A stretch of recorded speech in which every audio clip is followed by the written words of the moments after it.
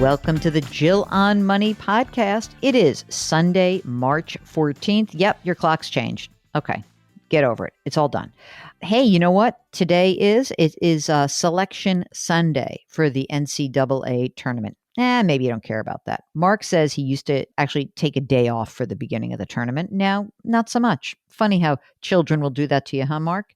This is the program that takes the mystery out of your financial life. And one of the things that we try to do on the weekends is we try to have guests that help you uncover something interesting that is out there in the ether. And we've been talking so much over the last year of this COVID period about statistics, about the probabilities. We talked about it with the elections. And I think a lot of people are confused.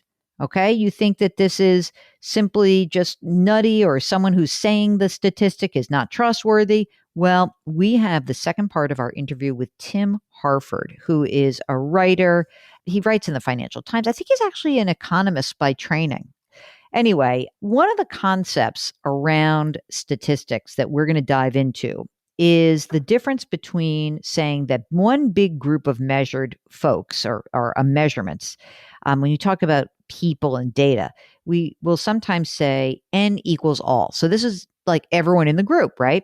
But in this beginning part of the interview, we talk about how N equals all is not equal to N equals everyone. And what does that mean? Well, I'm going to tell you right now. Tim Harford is going to unravel that for us.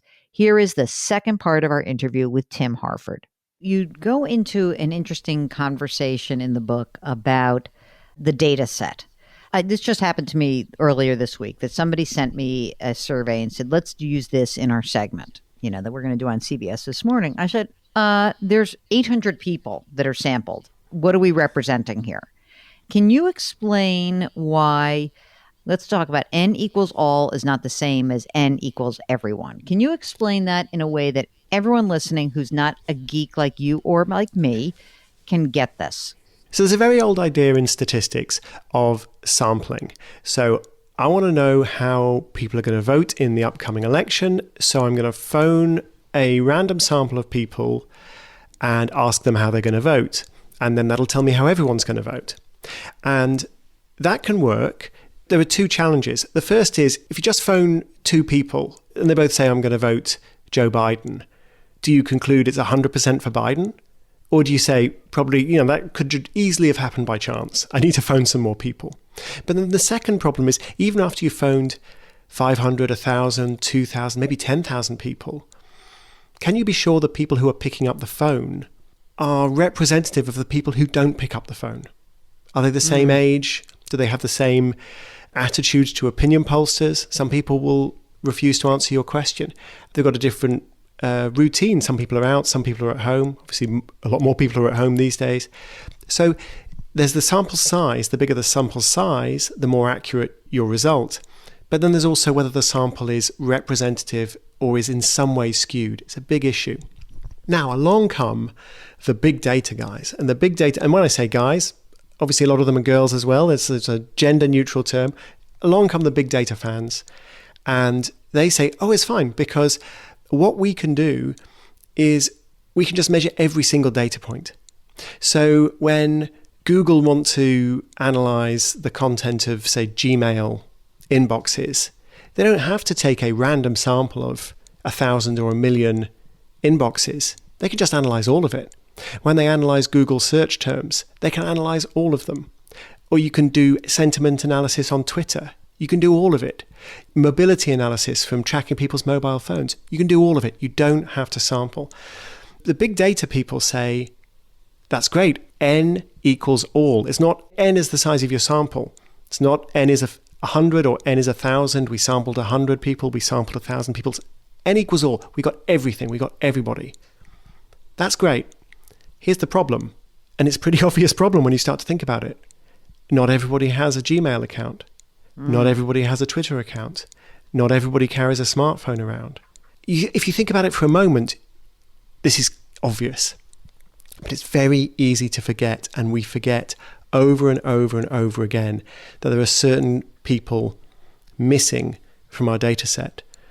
There's a really fun example I'd love to tell you about if I can, about the accidental discovery of a drug.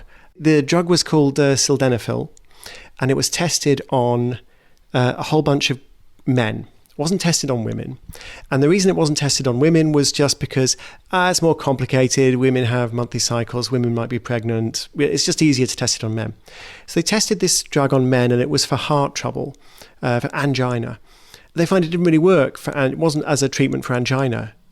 But all of these men noticed a certain prominent side effect in the pants department.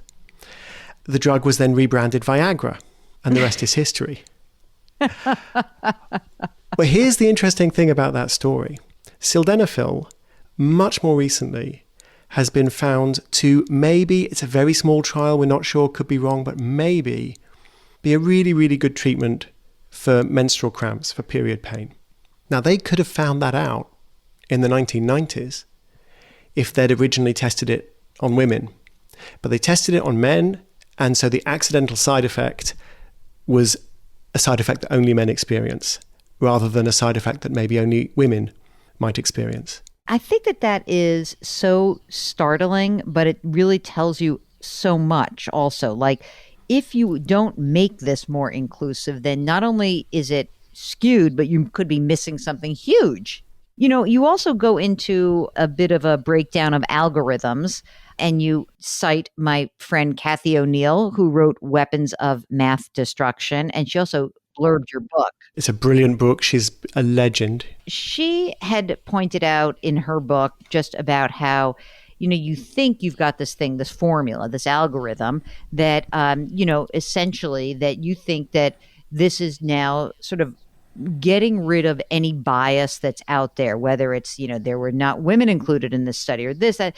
And yet she points out that, you know, actually an algorithm is created by a human being, and human beings are subject to bias. So when we hear about algorithms in terms of, whether it's a tech company or maybe something a little bit, it's not nefarious, the Netflix algorithm, what should we take out of this from your perspective around the algorithmic culture that we live in right now? The lesson that really struck home to me actually is going to surprise you. It comes from a monk who lived in the 1600s. He taught us something really important. His name was Marin Mersenne. And he taught us something very important about how knowledge progresses. So at the time, you had the alchemists who were trying to turn lead into gold, and you had the scientists. And it turns out the alchemists and the scientists were the same people like Isaac Newton. And they were using the same methods, experiments. And yet the alchemy went absolutely nowhere. They didn't even have productive failures. And the science became science. The rest is history. And Mersenne's insight was, if we want to make progress, we have to share information. We have to perform our experiments in a way that everyone can see them, anybody can repeat them, people can criticize, can collaborate. He became known as the postbox of Europe. So scientists from all over Europe would post letters to Mersenne, and this monk would copy the letters out and would distribute them. And so people shared scientific knowledge. It didn't happen with alchemy. And it didn't happen with alchemy for a very simple reason, which is you discover how to turn lead into gold. You don't want anybody else to know, okay? So you keep it secret. And so the same people using the same methods made loads of progress with science and zero progress with alchemy. And it's all about transparency, oversight, competition, collaboration, discussion. Okay, let's think about algorithms. They're like alchemy. I mean, it's a powerful tool. And we are learning things. It's not as fruitless as trying to turn lead into gold. But we have the same destructive norms of secrecy. So you have a company that says, we've got an algorithm, and you just feed it a bunch of information about somebody who's been accused of a crime or convicted of a crime, and we'll tell you if this person is at risk of reoffending. And we say, okay, well, how do we know that your algorithm works? And they say, well, that's a trade secret. That's commercially confidential. And so we have these algorithms where we're told they're brilliant, and governments, always willing to believe a nice piece of technical snake oil, will go, yeah, that sounds great. An algorithm, great. That's going to solve all our problems. And it's actually very, very difficult to subject these algorithms to public scrutiny. So that's the lesson I think we really need to take. And I think Cathy O'Neill, and she is fantastic, I think she'd agree. There's nothing intrinsically wrong with algorithms. They can work. They do work. They will potentially correct all kinds of unfairness, but not if we abandon our modern norms of scrutiny and transparency. That's what we need to demand of these algorithms. I know, and everyone like sort of lumps algorithms and statistics and investment returns into like a bucket of like, oh my God, I hate math. And what you're really saying is, there is the math, but there is also, again, the emotion. And I want to finish this interview with you talking about investor stubbornness, which you talk about at the end of the book, and a great example of how stubbornness and emotions can get in your way is really a comparison between two economists. So can you explain the story and what you take away from that story? Yeah, I mean, as you can tell, Jill, I love stories. The book is full of stories. And this story is about Irving Fisher and John Maynard Keynes. John Maynard Keynes needs no introduction. Quite a few listeners will be going, I've never heard of Irving Fisher. Who's Irving Fisher?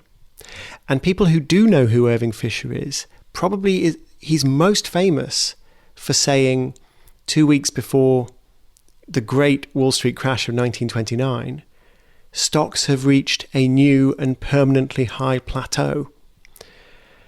So not an investment genius, but he was a genius. He was the most famous economist on the planet at that time.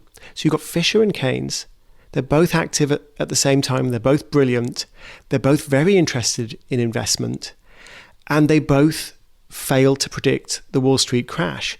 The difference between them is that Fisher just doubled down and doubled down again and backed himself into a corner and was unable to walk away from his very public predictions.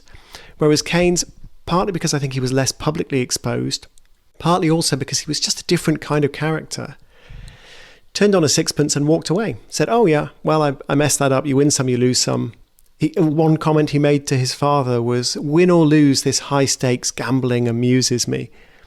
So they made the same mistake. Keynes very quickly changed his mind and ended up dying a millionaire, very, very successful investor. Fisher, same mistake, was only saved from bankruptcy and indeed prison by being bailed out by his sister-in-law, who was a millionaire. Very, very sad story. It's all about the importance of being willing to change your mind, whether we're talking about investment or just your opinions about almost anything. I mean, Keynes is famous for having said, and he never said it, but he's famous for it anyway, for having said, when the facts change, I change my opinion. What do you do? He lived that, and I think that's why he's famous for the quote, even though it's a misattribution. Sadly, he never got the chance to teach the lesson to Irving Fisher. It's amazing because I think that people do dig in. It's funny when we're talking to you just a couple of weeks after the whole GameStop stock meme. I was going to say fiasco, but I'm sure that there are plenty of people who made money on this. Well, so event. Yeah. Even my teenage children are telling me about stonks. They're really into stonks now. Exactly. So I wonder how you see social media amplifying some of the worst aspects of these points that you're raising, that you can dig in, that you can find your echo chamber. If you're only seeking your information by being on Wall Street Bets, on a subreddit called Wall Street Bets, or you're only watching one news channel to get your political news, it makes me nervous to think that, in fact, the doubling down echo chamber of social media and media in general makes it tougher to use your book and open minds. So what can you leave us with to put me in a better mood? Because now, I've just convinced myself the world's coming to an end and no one's going to be open-minded ever again. Look, it's never been easier to get really good quality information. It's never been easier to get a second opinion. It's never been easier to go straight to the source, to double check the data.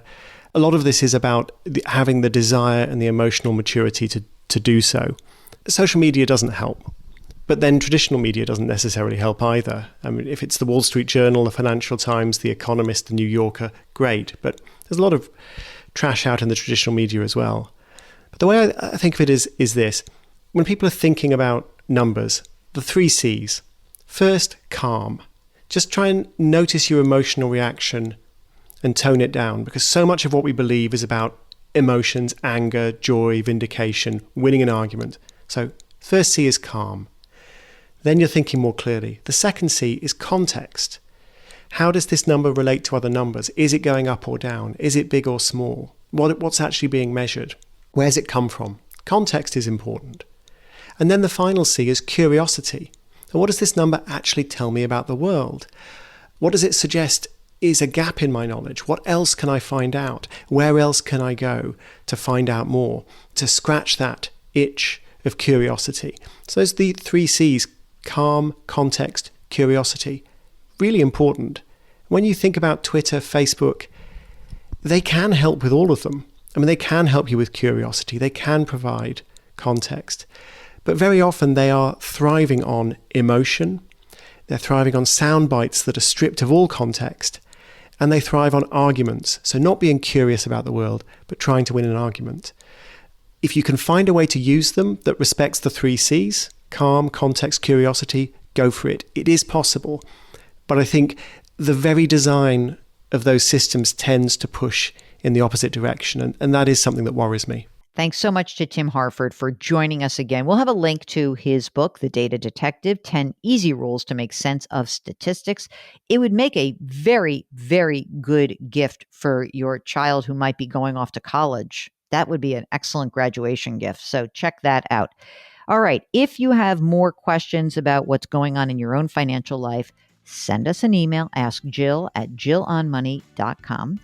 Ask Jill at jillonmoney.com. And if you're on our website, you can sign up for our free weekly newsletter. Don't forget to subscribe to this podcast wherever you're listening to it right now. And we just want to thank you so much for listening. It's been a full year now that we've been going daily in our podcast. And boy, we are grateful to you. Our music is composed by Joel Goodman. Mark Talerio, that's who I'm most grateful for. He is our executive producer extraordinaire. We are distributed by Cadence 13. Don't forget to wash your hands, to wear your masks, to maintain your physical distancing, and do something for somebody else today. We'll talk to you tomorrow.